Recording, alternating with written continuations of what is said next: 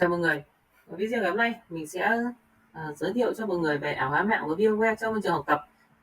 Như mọi người đã biết thì trong ngành công nghệ thông tin hay an toàn thông tin của chúng ta, việc thử nghiệm các hệ thống mới hay các công cụ mới là việc hết sức là bình thường. Vậy nên mỗi khi mà chúng ta thử nghiệm các hệ thống đấy lại đều sử dụng trên môi trường thật thì nó sẽ có rất nhiều các rủi ro và bất tiện. Vậy nên sử dụng ảo hóa sẽ là một giải pháp vô cùng phù hợp và tối ưu. Cái thứ nhất là bởi vì sử dụng ảo hóa sẽ tiết kiệm rất nhiều chi phí về mặt phần cứng, bởi vì nhiều hệ thống sẽ yêu cầu rất cao về mặt phần cứng cũng như là sử dụng rất nhiều máy tính. Trong khi đó thì phần mềm ảo hóa sẽ cho phép chúng ta chạy song song rất nhiều máy ảo trên cùng một máy vật lý. Thứ hai là chúng ta có thể sử dụng phần mềm ảo hóa ở bất cứ nơi đâu, chỉ cần cái laptop của chúng ta chứ không cần ngồi một chỗ như hệ thống thật.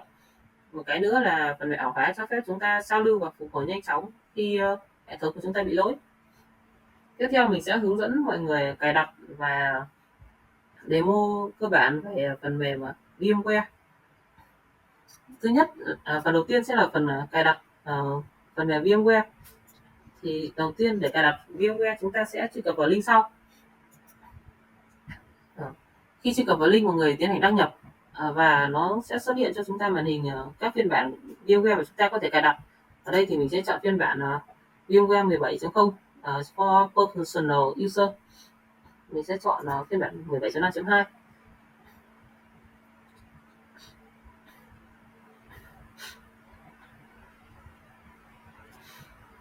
Sau khi chọn phiên bản thì mọi người tiến hành cài đặt, tiến hành tải về từ trên trang chủ xuống.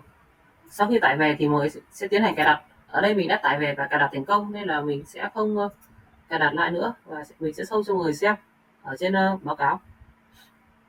Đây, mọi người sẽ tiến hành cài đặt.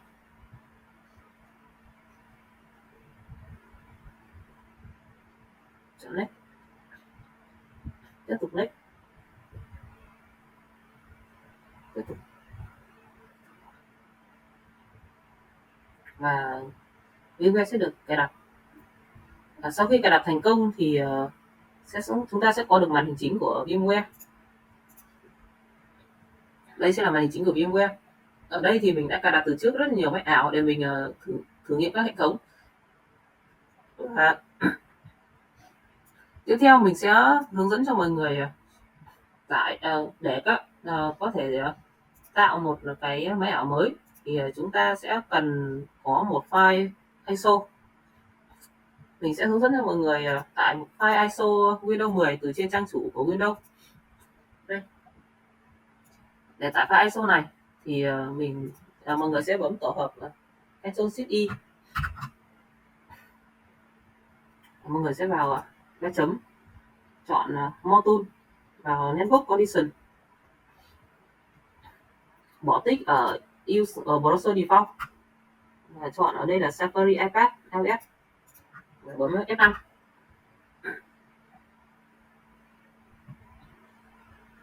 Sau khi load lại trang thì nó sẽ xuất hiện chỗ để mình tải file ISO. Đây sẽ là file ISO mà mình tải về. Mọi người bấm qua phim. Tiếp theo sẽ chọn là ngôn ngữ và chọn là phiên bản, mình chọn 64 bit. Đây, sau khi mọi người chọn Save để tiến hành cài đặt.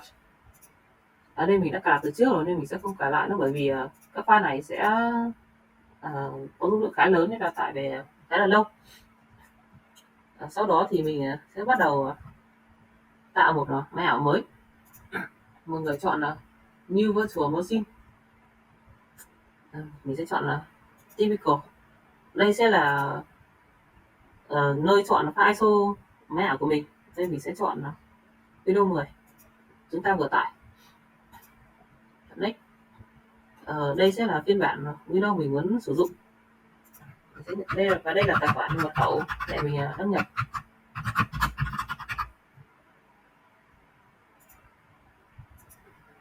Tiếp theo là nhập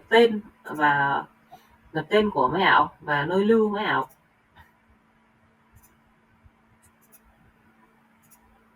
Và tiếp theo đến phần chọn dung lượng cho máy ảo, mình sẽ để 20 GB. Và đây, cái phần điều chỉnh các thông số về phần cứng. Đây sẽ là RAM, mình sẽ để mặc định 2 GB RAM. Card mạng mình sẽ để NAS để có thể để máy ảo có thể truy cập vào mạng. Drive này sẽ là máy ảo chúng ta sẽ sử dụng chung card mạng của máy tính thật. Còn Holly đây sẽ là card mạng LAN, mình sẽ sử dụng NAS để truy cập vào mạng. Chọn Phoenix.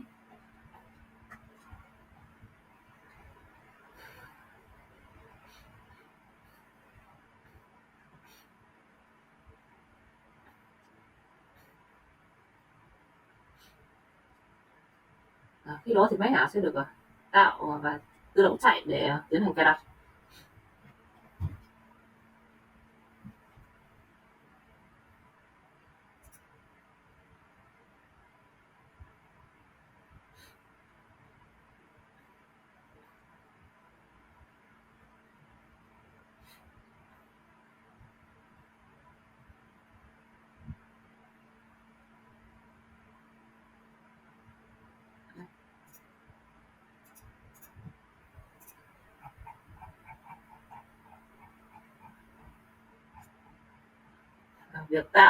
Việc cài đặt máy ảo này sẽ được diễn ra tự động và nó sẽ tốn một chút thời gian.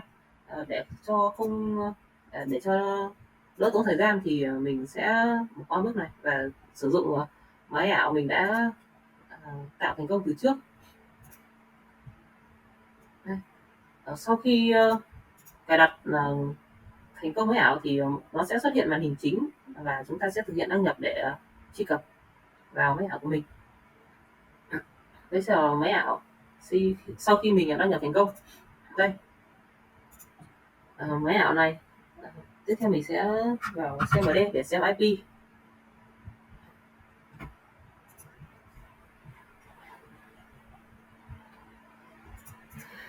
Mình nhập IP config. IP của máy của mình hiện tại đang là 192.168.10.135, subnet là 255.255.255.0, default gateway là 192.168.10.1. Đây sẽ là các thông số của card mạng NAS của mình.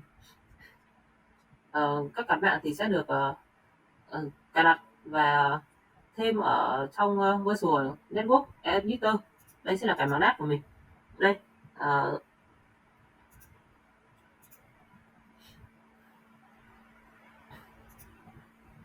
đây sẽ là giải IP đây sẽ là giải IP mà NAS của mình sử dụng, subnet và default gateway. Mình sẽ thử truy cập vào mạng xem máy có kết nối vào mạng không.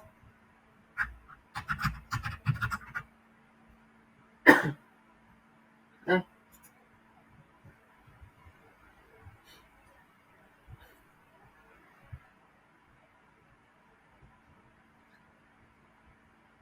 Như vậy là máy của mình đã truy cập vào mạng thành công.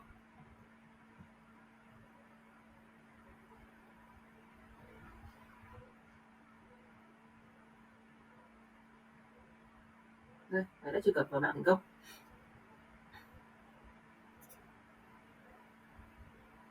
Tiếp theo thì mình sẽ thử tạo một web server và thử ping xem các máy trong mạng có kết nối được đến với nhau không.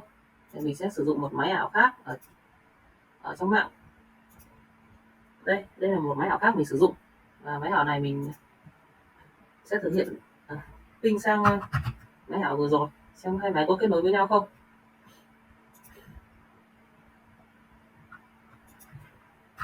Để xem. Đây, máy ảo của mình cũng đang có trong mạng LAN, đang trong mạng NAS.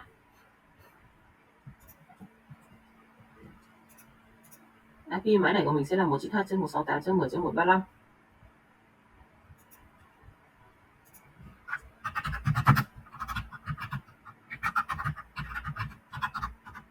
Đây, đã ping được, có nghĩa là hai máy này đã có thể kết nối được đến với nhau. Tiếp theo thì mình sẽ thử tạo một web server và thử sử dụng máy ảo này để truy cập vào xem có truy cập được không. Thì mình sẽ vào Ctrl+N. Ở đây mình đã tạo sẵn rồi nên mình sẽ show lại cho mọi người xem. Mình sẽ vào program. Mình sẽ chọn turn window feature on or off.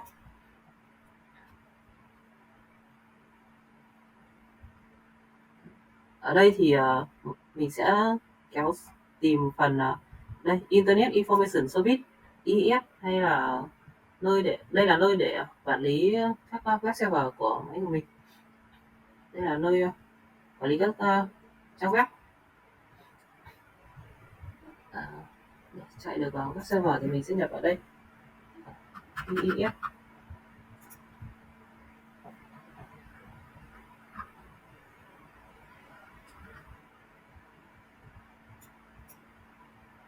Đây.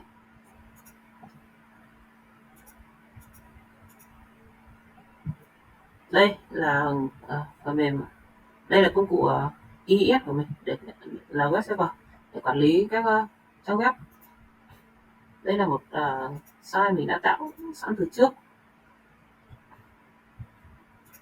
Để thêm một trang web thì mọi người có thể vào đây sai chọn add website, nhập hướng dẫn luật lý, là nơi để mình có thể chạy các file HTML, hay là mình sẽ chọn đây. Đây sẽ là nơi của IIS quản lý. Mình sẽ vào đây. Mọi người sẽ chọn là site name và hostname theo hướng dẫn. Ở đây mình đã tạo rồi nên mình sẽ không tạo lại nữa.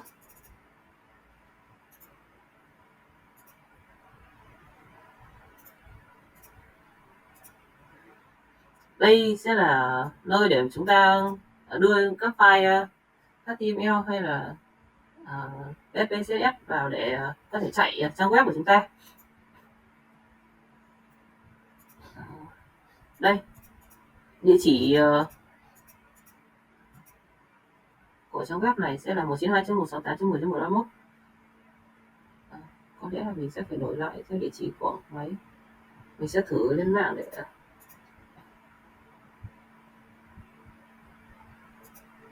mình sẽ xóa này đi và tạo lại một cái mới.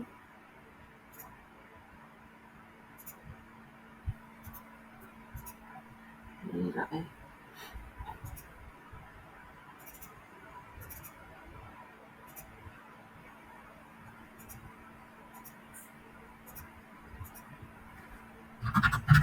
Tên của site.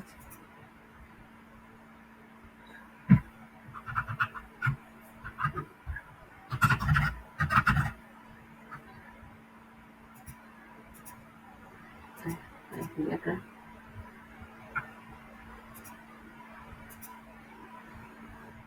Một 31 IP của máy này luôn. Để có thể trước khi có thể làm đặt web server thì còn một bước nữa là chúng ta phải set up IP tĩnh cho máy này.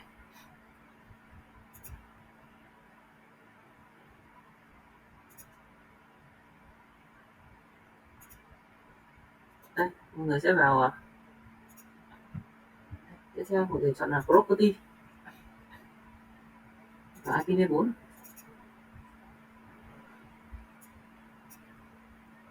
Setting 2.168.10.131. Ok.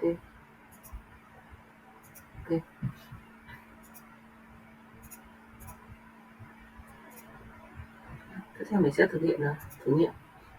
Mình đã viết sẵn một file HTML. Thử 192.168.10.131.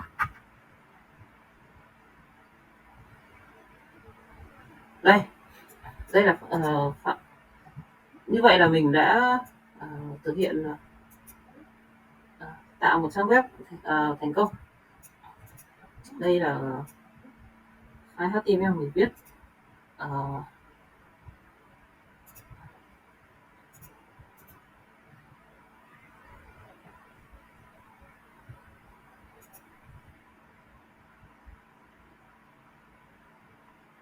khi mọi người mở cái file này lên đây. Nó cũng là như vậy, hai file giống hệt nhau, vậy là mình đã thành công. Tiếp theo mình sẽ thử nhập cái trang web này trên máy tính trong cùng mạng xem nó có vào được không.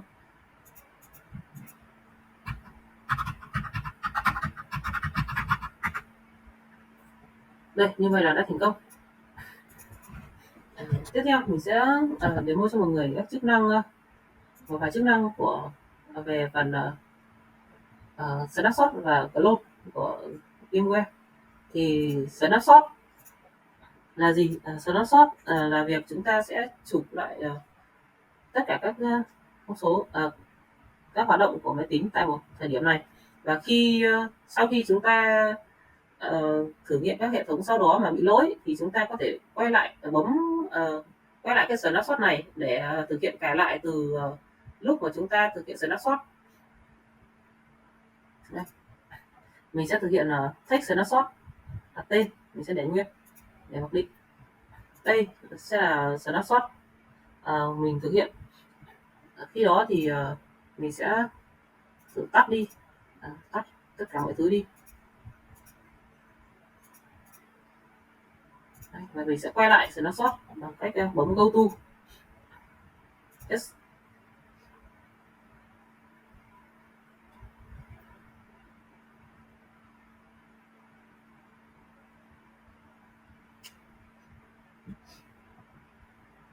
Đây, mình đã quay lại được cái lúc mà mình vừa thực hiện snapshot. Tiếp theo mình sẽ thực hiện clone máy ảo. Để clone được máy ảo thì mình phải sử dụng máy ảo đã đóng. Máy ảo này mở thì mình sẽ không sử dụng nữa. Đây, mình sẽ thực hiện clone lại máy ảo này. Máy ảo này clone có nghĩa là chúng ta sẽ tạo một bản sao cho cái máy ảo đó. Thì đầu tiên chúng ta sẽ chọn next, tiếp tục chọn next. Ở đây sẽ có hai mục mà chúng ta có thể chọn. Cái thứ nhất là link được clone, cái thứ hai là full clone.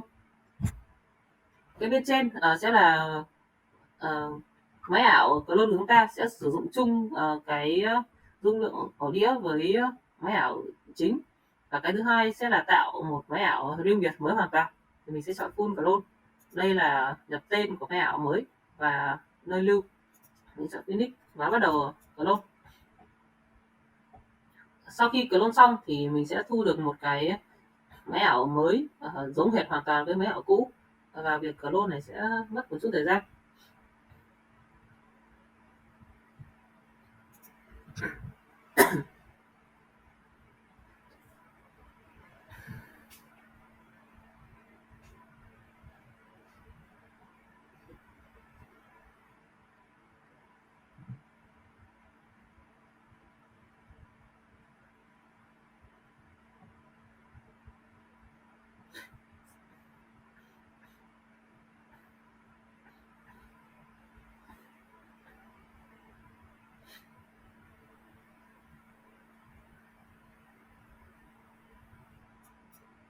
Đây, như vậy là đã clone thành công. Sau khi bấm clone và đợi một lúc thì cái clone đã xuất hiện ở trên VMware. Mình sẽ bật thử cái clone lên xem nó có giống các cái khác không, có giống có thể là truy cập được không.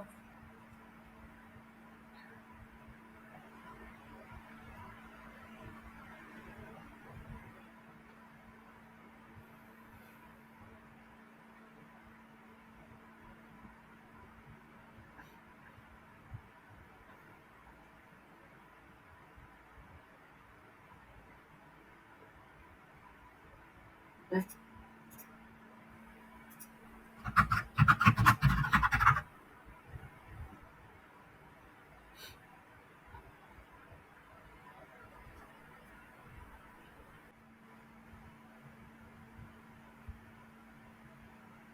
Đây, như vậy là mình đã clone thành công một cái máy Windows 10. Ờ, ờ,